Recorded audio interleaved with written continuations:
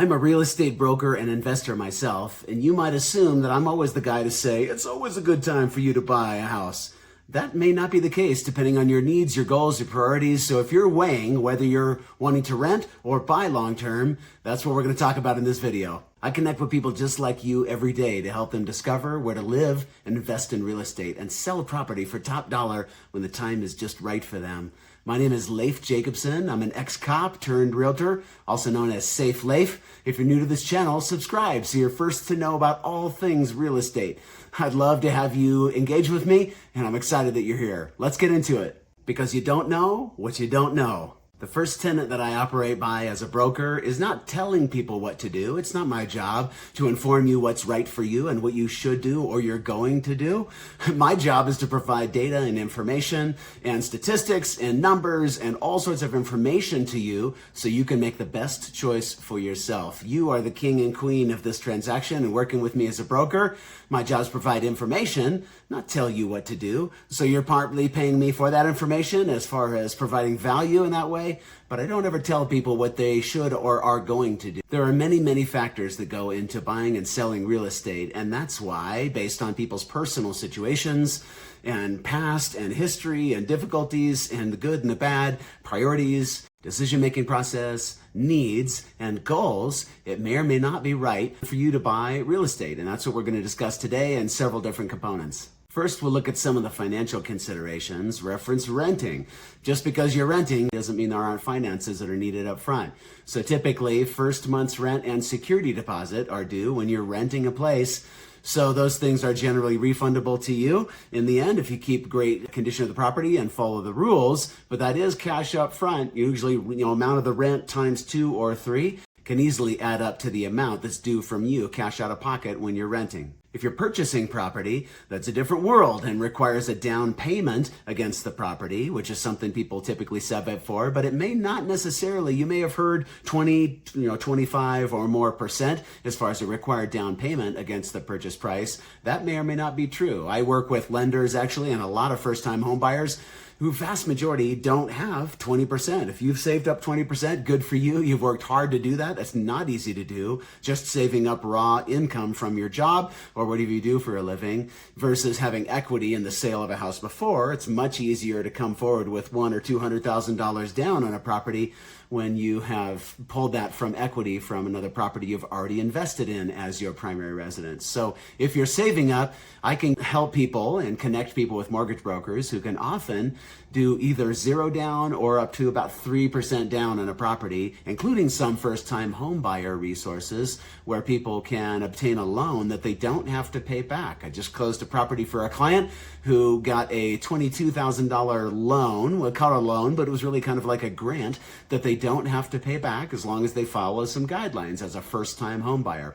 So there are programs to help with this, help with the down payment assistance and not necessarily needing to save up 20 or 25% cash down. Monthly expenses is the next component. Not only when you buy a property is there money due up front for that, but there's ongoing costs, which are wise and smart to be on top of the maintenance of a property, that are expensive as a homeowner for you to maintain the property as you go. But generally, when you're renting, generally those are due by the landlord as far as some of those expenses and taking care of the property. So those are some of the good and some of the payoff of taking care of those maintenance items yourself. If you own the property is you're benefiting from the equity of that property versus making the owner's payment on the property, and they benefit from the long-term equity, which is the increased value of that property. As properties increase in value over time, you own that when you're owning the property versus when you're renting. Obviously, your landlord benefits from that increased value over time. As a long-term investment, renting is generally not so great, mainly because your rent payments don't go against or kind of buy you or value you in any way, reference the property itself. That rent is just gone and goes to the landlord, who again is then benefiting from the increased value in the property for years and years. You don't benefit from those rent payments. When you purchase a property and you're making those mortgage payments over time, the property belongs to you and so does the equity. As it increases in value over years, you are making those payments, but you also benefit from the increased value. So one day when you go to sell the property, that equity is yours. Your potential need for flexibility is one reason you may be more suited to rent property for a time and not buy even at the moment. You've heard the term right thing at the wrong time. You don't have to rent forever. Maybe it's the right move for you and needing some more flexibility or to be nimble as far as a job situation or family situation, a relationship situation where you may have to move quickly. It's a different world when you can put in notice or even break a lease. There's usually spelled out in a lease. Not break illegally is not what I mean, but you can look at the terms of a lease. You may just owe a month or two of rent and may be able to get out of a lease and move and be kind of more nimble and more flexible as far as the ability to move. So you can move quickly, but selling it may not happen so quickly all the time, depending on where you price it. Again, you're in charge of the pricing and the listing of that house. So it can take longer, likely takes considerably longer to sell a property than it does to get out of a lease and be a little more flexible as far as renting. The other component, just personally and preference-wise, is that you're pretty limited generally for rentals as far as, painting walls and adding colors and doing renovations and kind of making it your own, making it feel like the type of vibe and flavor you want to live in. Obviously, when you own the property, you can do pretty much whatever you want with it, unless there's an HOA or organization that's stopping you from painting the front door pink or whatever you want to do. Generally inside, you can make a home whatever you want on the inside, versus when you're renting, you generally have to have permission, and general landlords don't necessarily want you to do renovations or make huge changes, because when you're out, they're going to rent it to somebody else and they want it to appeal to the general public. Then we can talk about the market and economy. In some areas of the United States, it can be a benefit to rent simply because purchasing is not even an option. If you can't qualify to purchase in Santa Barbara, California, where I don't know what the average price is, but it's probably a couple $1,000,000 for the average house, well, a lot of people can't qualify for that, so it may not even be an option. And by default, of course, your option is to rent. In other regions where you can afford to qualify for a mortgage payment, like in Colorado Springs, which is right at $449,000, just about $1,000 below the national average for a home price. If you look at the entire nation, Colorado Springs is about $1,000 below that. So if you can qualify up to about $500,000 as far as a purchase price, then you are in the realm of being able to afford to purchase real estate. So that's one huge advantage, as long as you're in a market where you can afford and qualify. Most people aren't paying cash and they're qualifying with a mortgage loan in order to purchase property. And depending on the interest rate, sometimes your mortgage payment could be less than it would in order to even rent a property. So that can be a huge advantageous component there as far as you're gaining the equity and the growth of the property and its value yourself. And it's even less than a rent payment in some areas. Generally, the higher the interest rate, the higher the payment as far as a monthly basis. And interest rates are, many people are remembering interest rates in the 2 and 3% range. In the year 2020, right in there, when we were seeing 20 offers on every property, and they're just waiting for interest rates to go back down to 2 or 2.5%, which is likely, I don't have a crystal ball, it's not likely to happen in our lifetime. It was actually not serving our nation well economically to be that low, because the feds are literally losing money when they're loaning money at that type of rate. So the chance of those interest rates going back down into that realm are extremely unlikely.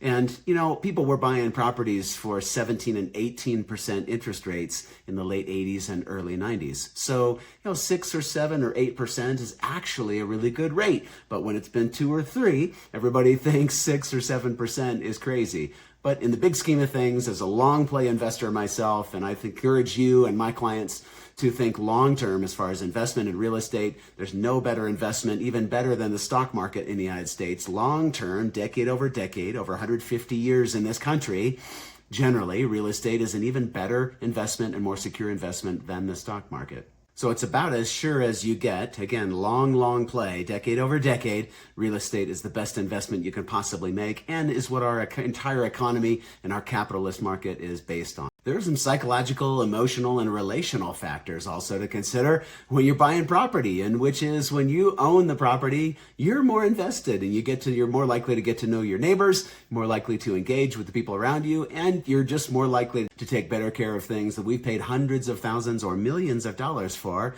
We're more likely to take care of it than if we're renting. It just is. There's a sense of permanence and stability that comes with owning property as well when you're invested in it, versus when you're renting, you can tend to feel a little more transient. You're also not totally secured when you're renting property because the landlord maintains control and can kick you out. When that lease ends, you don't have the ability to stay if he or she doesn't want you to stay once you're not under the obligation of that lease. And rent can be increased versus when you have a mortgage for 30 years, generally 30 years for most people. Some people do a 15 or 20-year mortgage. Your rate on a monthly basis is fixed generally for that entire period of the loan versus rent can be increased over time, and that's a disadvantage. So you'll hear lots of property owners and investors say it's always better to buy than rent, and I would disagree with that. It really depends on your individual needs and your situation. It may not be the best time for you to buy. Now, long-term, long play, I do recommend owning property, but you may have a time in your life where you need some flexibility and it's not the right time to rent. If you need to be super nimble and move quickly,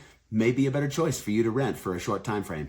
So look at your financial situation, your life preferences, and long-term goals, and maybe talk to a financial advisor. I have fabulous resources and tools and people that I network with, including financial advisors, who can help you look at your finances and the big picture of your life in the 40,000-foot view and help you decide whether it's the right time for you to buy real estate or not. Also encourage you to reach out to me, of course, to be a resource for you as far as providing that data and that information so you can look at the big picture of everything yourself and assess whether it's the right decision for you in order to buy property. And I'll connect you with the right resources so you can theoretically, potentially accomplish that because, again, most people aren't buying houses cash. They're utilizing mortgage loans. And I work with incredible mortgage loan officers and brokers who can provide programs and products that can be super creative and some think way outside the box as far as getting you into a property. You may qualify to buy a property sooner than you think. A lot of people are kind of intimidated or feels daunting to them.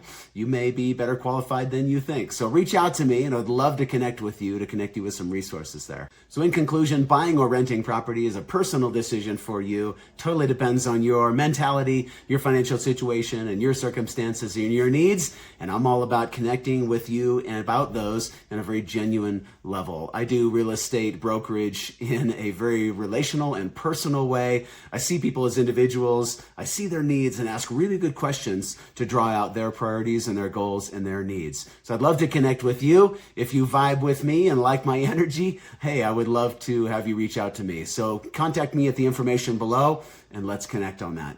Talk to you soon.